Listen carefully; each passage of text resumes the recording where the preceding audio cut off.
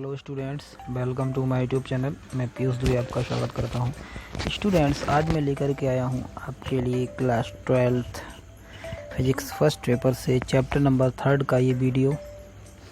Students, मैं इससे पहले चैप्टर फर्स्ट और चैप्टर सेकंड क्लियर करवा चुका हूं, कंप्लीट करवा चुका हूं, जिसकी मैंने प्ले लिस्ट बना दी है। और आप देखना चाहते हैं तो मैं उसका लिंक डिस्क्रिप्शन बॉक्स में दे दूँगा।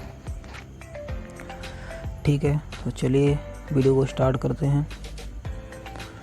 तो आज का चैप्टर है वैद्युत विभव और फर्स्ट टॉपिक है वैद्युत विभव। ठीक है, चलिए देखते हैं। तो वैद्युत विभव क्या होता है समझा दें। जैसे ये एक वैद्युत क्षेत्र है। इस वैद्युत क्षेत्र में हमने क्या किया, एक परीक्षण आवेश ले लिया Q0। इसे हम इनफाइनाइट से लेकर के आते हैं और इसमें स्थित करते हैं। और स्थित करने में यदि किया गया कार्य W है तो W/Q0 को ही हम वैद्युत विभव कहते हैं। ठीक है, कहने का मतलब है, कैसे समझ लो कि प्रति एकांक परीक्षण आवेश को अनंत से लाकर वैद्युत क्षेत्र में स्थित करने में किए गए कार्य को ही वैद्युत विभव कहते हैं और इससे कैपिटल V से प्रदर्शित करते हैं। ये डेफिनेशन थोड़ी चेंज है और ये बनाई गई है। और कैसे बनाई गई वो देखते हैं। फार्मूला है V = W/Q0। इसमें क्या होता है, फार्मूला बनाने के लिए Q0 की वैल्यू हम 1 कूलाम लेते हैं और 1 कूलाम को बोलते हैं एकांक कूलाम। ठीक है, एकांक कूलाम बोलते हैं। तो जब इसमें अगर हम Q0 की वैल्यू 1 रखते हैं तो क्या हो जाएगा, तो ये हो जाएगा V = W/1, यानी कि इक्वल टू W हो जाएगा। यानी कि जो विभव है वो किसके बराबर हो गया, कार्य के। यानी कि हम इसे लिख सकते हैं V = W। तो अब हुआ क्या, हुआ ये कि एकांक कूलाम आवेश को, अब आवेश कौन सा था, परीक्षण, तो एकांक परीक्षण आवेश को अनंत से ला करके वैद्युत क्षेत्र में हमने स्थित किया है। तो स्थित करने में जो किया गया कार्य है उसी को वैद्युत विभव कहते हैं और उसे V से प्रदर्शित करते हैं। अब इसका मात्रक देख लेते हैं। तो V इक्वल क्या है, W/Q0। W क्या है, वर्क यानी कि कार्य, और कार्य का मात्रक होता है जूल, तो जूल बटे, और आवेश का मात्रक होता है कूलाम, तो जूल बटे कूलाम यानी कि जूल प्रति कूलाम, और इसी को बोलते हैं वोल्ट। ठीक है, तो यहाँ पर देख सकते हैं इसका मात्रक जूल प्रति कूलाम अथवा वोल्ट होता है। और इसका विमी सूत्र निकालेंगे तो ml² T⁻³ और यहाँ पर ये है A इनवर्स। ठीक है, ये कैसे आया, चलो इसको भी देख लेते हैं। तो यहाँ पर W/Q0 है, W होता है कार्य, और कार्य का विमी सूत्र क्या होता है, ml² T⁻², ये होता है कार्य का। और इसके अपॉन में है आवेश, तो आवेश का क्या होता है, AT या TA। अब जब इसको ऊपर ले जाएंगे तो यहाँ पर ml² तो ऐसा ही रहेगा, T⁻1 है, ऊपर ले जाएंगे तो -1 हो जाएगा, तो ये -1 और -2 -3 और A इनवर्स। ठीक है, तो इस प्रकार से हो जाएगा ml² T⁻³ और A इनवर्स। ठीक, अब नेक्स्ट है विभव का गुण। तो वैद्युत विभव का गुण क्या होता है, यानी कि अगर दो समान रूप से आवेशित चालक हैं, एक पर क्या है, समान रूप से नहीं है, एक पर आवेश का मान ज़्यादा है और एक पर आवेश का मान कम है, तो आवेश किस दिशा से किस दिशा की ओर प्रवाहित होगा, इसी के गुण को ही हम वैद्युत विभव कहते हैं। यानी कि सपोज दैट, ये समझ लीजिए कि ये जो वैद्युत विभव जो है वो आवेश के प्रवाह की दिशा को निश्चित करता है। ठीक है, अब वैद्युत विभवांतर की बात आती है। अब कोई दो बिंदु ले लो, इस पर विभव निकाल लिया V1, इसका विभव निकाल लिया V2 और इनको हमने घटा दिया, तो जो हमें अंतर प्राप्त होगा इसी को बोलते हैं विभवांतर। अब इसकी डेफिनेशन बनाते हैं, क्या है, तो किन्हीं दो टर्मिनलों या बिंदुओं के बीच विभवों में अंतर को ही वैद्युत विभवांतर कहते हैं और इसे ΔV से प्रदर्शित करते हैं, और ΔV = W/Q0। इसकी सेकंड परिभाषा क्या होगी, इसका मात्रक क्या है, जूल प्रति कूलाम अथवा वोल्ट, वही सेम होता है, और विमी सूत्र भी वही सेम होगा, ml² T⁻³ and A inverse. ठीक है, तो सेकंड डेफिनेशन है, किन्हीं दो बिंदुओं के बीच एकांक परीक्षण आवेश को प्रवाहित करने में किया गया कार्य ही वैद्युत विभवांतर कहलाता है। अब इसकी डेफिनेशन कैसे बनी, ऐसे ही बनेगी, यानी कि एक पॉइंट ये और एक पॉइंट ये, इसके बीच में हमने क्या किया, प्रति एकांक कूलाम आवेश को प्रवाहित किया है, प्रति एकांक कूलाम आवेश को प्रवाहित किया है। तो प्रवाहित करने में जो किया गया कार्य है उसी को बोलेंगे वैद्युत विभवांतर। ठीक है, अब ये डेरिवेशन आया, ये मोस्ट इम्पॉर्टेंट है स्टूडेंट्स। इसे स्टार्ट करने से पहले मैं कुछ पॉइंट्स बताना चाहता हूँ, उसे ध्यान से देखें और ध्यान से समझें। ठीक है, तो चलिए देखते हैं क्या पॉइंट है। पहला पॉइंट तो ये है, एक फार्मूला है इंटीग्रेशन dx। तो इंटीग्रेशन dx इक्वल टू क्या हो जाएगा, x हो जाएगा, इसे याद कर लें। ठीक है, एक फार्मूला है इंटीग्रेशन ax इंटू dx। अब ये क्या होता है, इसका क्या होगा, तो इसकी पावर 1 होती है। ये चिन्ह है समाकलन का या इंटीग्रेशन का। तो इंटीग्रेशन कैसे ज्ञात करते हैं, जो पावर होती है उस पावर में 1 जोड़ देते हैं और उसी पावर से हम डिवाइड दे देते हैं। यानी कि x पावर 1 है तो इसका हो जाएगा x की पावर 2/2। ठीक है, सिमिलरली अगर हमने यहाँ पर लिखा इंटीग्रेशन 2 इंटू dx, तो स्टूडेंट एक बात बता दें, यहाँ पर 2 का x के सापेक्ष समाकलन हो रहा है। यहाँ पर 2 का x के सापेक्ष समाकलन हो रहा है, तो ये हो जाएगा 2x। और कैसे हो जाएगा, अब हम बता दें, इंटीग्रेशन 2x था, इसमें 2 बाहर आ जाएंगे, 2x इंटू dx था तो इसमें 2 बाहर आ जाएंगे, अंदर बचा इंटीग्रेशन dx। अब अंदर x नहीं है, यहाँ पर क्या है 1, और 1 को लिख सकते हैं हम x की पावर 0, क्योंकि x की पावर 0 का भी मान क्या होता है, 1 होगा। तो जब x की पावर 0 लिखेंगे तो इंटीग्रेशन x की पावर 0 इंटू dx हो गया। ठीक है, अब इसमें हम 1 जोड़ देंगे और इसी से भाग दे देंगे, इंटीग्रेशन करने का रूल है। ठीक है, तो यहाँ पर क्या हो जाएगा, ये 2 बाहर हो गए और x की पावर 1/1, यानी कि ये हो गया 2x। कहने का मतलब सीधा सीधा आप समझ लो, डायरेक्ट ट्रिक बता दें, अगर कहीं पर भी इस प्रकार से लिखा है dx लिखा है तो यानी कि d हट गया, x बचा।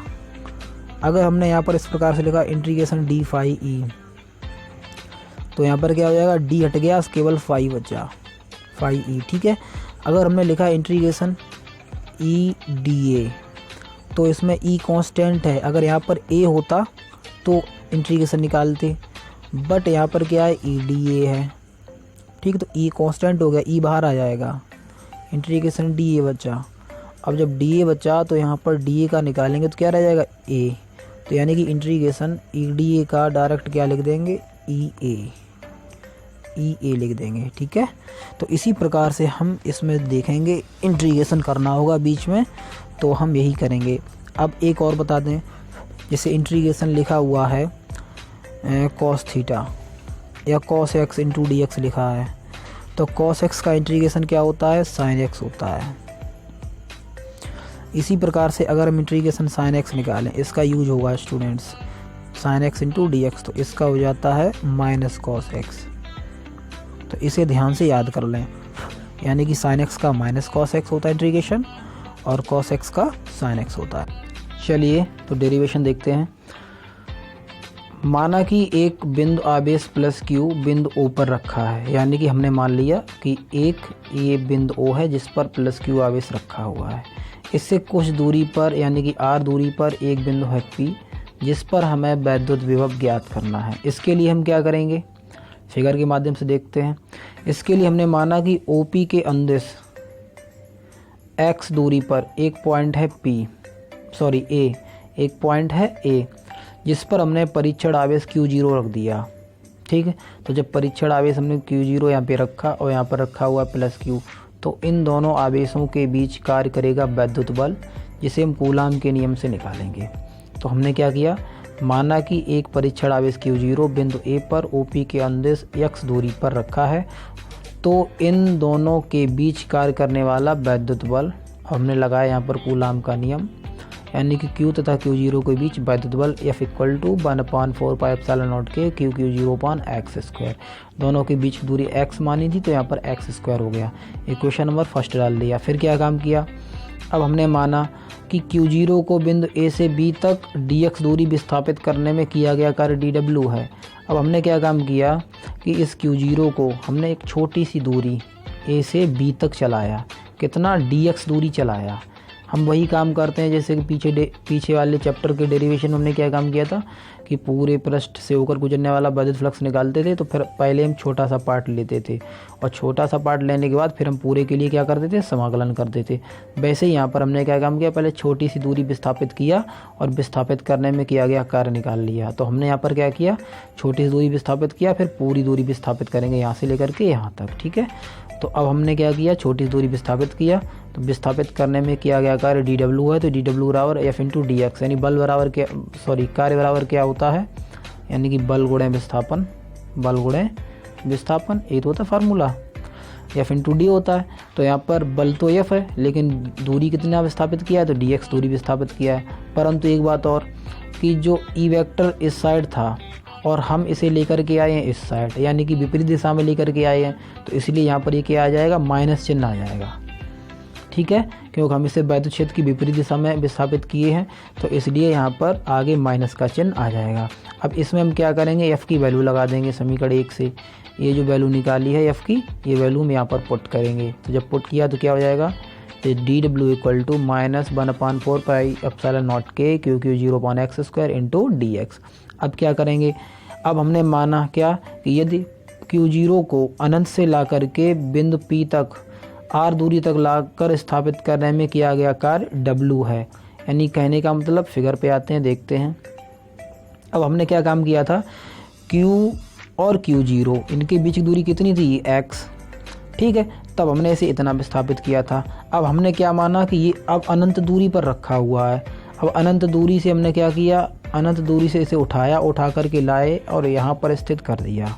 तो यहाँ से इसकी दूरी कितनी है, r, और पहले दूरी कितनी थी, इनफाइनाइट। अब इनफाइनाइट थी, अब कितनी है, r। तो हम क्या करेंगे, समाकलन करेंगे, हमने बताया था। तो हमने क्या माना कि अब किया गया कार्य w है, तो हमने क्या किया, अनंत से लेकर के आए r दूरी तक, तो यहाँ पर लिमिट आ जाएगी, limit infinite to r into dw। ठीक है, तो अब हम यहाँ पर क्या करेंगे, dw का मान लगा देंगे जो अभी ऊपर निकाला था। ये देखो मान निकाला है हमने। ठीक है, ये यहाँ पर पुट कर दिया, इनफाइनाइट से r लिमिट है और पुट करने पर em को प्राप्त हुआ -1/4 pi epsilon not k q0/x² into D x, यानी कि q0/x² इंटू डी एस, और लिमिट है इनफाइनाइट टू r। अब क्या करेंगे, अब इसमें 1/4 pi epsilon not k and q0 ये पूरा कांस्टेंट है, इसे हम बाहर निकाल देंगे, क्योंकि यहाँ पर इंटीग्रेशन हो रहा है x के सापेक्ष। तो हम क्या करते हैं, इंटीग्रेशन के अंदर जिसके सापेक्ष इंटीग्रेशन होता है उसके अलावा कोई दूसरी संख्या नहीं छोड़ते हैं, कोई दूसरा चर नहीं छोड़ते हैं। तो यहाँ पर x के सापेक्ष हो रहा है, तो अंदर सिर्फ x छोड़ेंगे, बाकी सब बाहर निकाल देंगे। तो ये हमने बाहर निकाल दिया। ठीक है, बाहर निकाल दिया, integration limit infinite to r, और x 1/x² है ना, तो जब इसे ऊपर ले जाएंगे तो पावर इसकी माइनस की हो जाएगी, तो x पावर -2 आ गया। बाकी सेम टू सेम लिखा हुआ है। फिर क्या काम करेंगे, ये फिर से बिल्कुल वैसा ही लिख दिया। अब देखो इंटीग्रेशन करने का तरीका अभी मैंने बताया था, क्या जो पावर होती है उसमें एक जोड़ देते हैं, वही पावर सेम टू सेम उठा के नीचे लिख देते हैं। तो यहाँ पर ये ब्रैकेट लगेगा, ठीक है, और इनफाइनाइट टू r लिमिट हो गई। तो यहाँ पर ये ब्रैकेट है स्टूडेंट। तो यहाँ पर क्या हुआ, x की power -2 + 1 upon -2 + 1, same to same power नीचे लिख दी है। ठीक है, और इनफाइनाइट टू r। अब यहाँ पर क्या बचता है, अब जब इसे हल करेंगे तो यहाँ पर बचेगा x की पावर -1 और अपॉन -1, क्या बचेगा, x की पावर -1 अपॉन -1। ये वाला जो माइनस है ये हम बाहर निकालेंगे। जब बाहर निकालेंगे तो इस वाले माइनस से ये वाला माइनस कैंसिल हो जाएगा, तो यहाँ पर देखो प्लस आ गया। ठीक है, और अंदर क्या बचेगा, 1 अपॉन, यानी अंदर बचेगा x की पावर -1, इस तरीके से बचेगा, और लिमिट होगी इनफाइनाइट टू r। फिर क्या करेंगे कि अब जो x की पावर -1 है इसे लिख देंगे हम 1/x।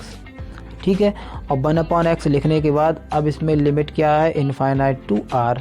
अब लिमिट लगाते हैं, upper limit minus lower limit, यानी कि एक बार हम ऊपर वाली लिमिट रखेंगे x के स्थान पर, 1/x है और इनफाइनाइट टू r है। एक बार क्या करते हैं, x के स्थान पर अपर लिमिट लगाते हैं, फिर माइनस, फिर x के स्थान पर लोअर लिमिट लगाते हैं। तो वही काम किया गया यहाँ पर कि w equal to 1/4 pi epsilon not K q0 यानी q0, और x के स्थान पर r लगा दिया और सेकेंड बार क्या किया, माइनस लगा के 1/इनफाइनाइट कर दिया। अब 1/इनफाइनाइट होता है 0, तो ये वाला पार्ट हट गया बिल्कुल। अब इसका इसमें गुणा हो गया, तो यहाँ पर क्या हो जाएगा, यानी कि W equal to 1/4πε0 Q 0/R। ये आ गया हमारा किया गया कार्य। अब क्या करेंगे, अब हमें निकालना है विभव। तो विभव V बराबर क्या होता है, W/Q0। तो हमें क्या करना है, ये फार्मूला जो है इसी के अंदर W की वैल्यू रख देनी है यहाँ पर। तो हमने लगा दी वैल्यू, तो क्या हो जाएगा 1/4πε0 Q 0/R या Q 0/R और होल अपान Q0 होगा। ठीक है, बट हम इसे इस तरीके से लिख देंगे जैसा हमको दिखाया गया है, जैसा कि हमने दिखाया फिगर में। तो 1/4πε0 Q 0/R इंटू 1/Q0। तो Q0 से Q0 कैंसिल हो गया। अब अगर ऐसे समझ में नहीं आ रहा तो इसे देखो कैसे लिखेंगे, W इंटू 1/Q0 लिख सकते हैं कि नहीं। तो हमने क्या किया, W की वैल्यू लगा दी ये वाली और बाकी 1/Q0 का मल्टीप्लाई कर दिया। ठीक है, तो Q0 से Q0 कैंसिल, तो यहाँ पर क्या बचा, V equal to 1/4πε0 and into में Q/R। ठीक है, वोल्ट। ये हो गया डेरिवेशन, बहुत ही इजी डेरिवेशन है स्टूडेंट्स। आज का ये लास्ट टॉपिक है, चलो इसको भी देख लेते हैं। तो क्या है विभव प्रवणता, तो इसकी परिभाषा क्या है कि विभव में दूरी के साथ परिवर्तन की ऋणात्मक दर को विभव प्रवणता कहते हैं और इसे ई से नोट करते हैं। यानी कि यहाँ पर इस फार्मूले को हम देख लेते हैं, जो अपॉन में है उसके सापेक्ष हो गया और परिवर्तन यानी कि डी का मतलब परिवर्तन और माइनस लग गया। ठीक है, तो विभव में दूरी के साथ परिवर्तन की ऋणात्मक दर को ही हम विभव प्रवणता कहते हैं और उसे ई से नोट करते हैं। ठीक है।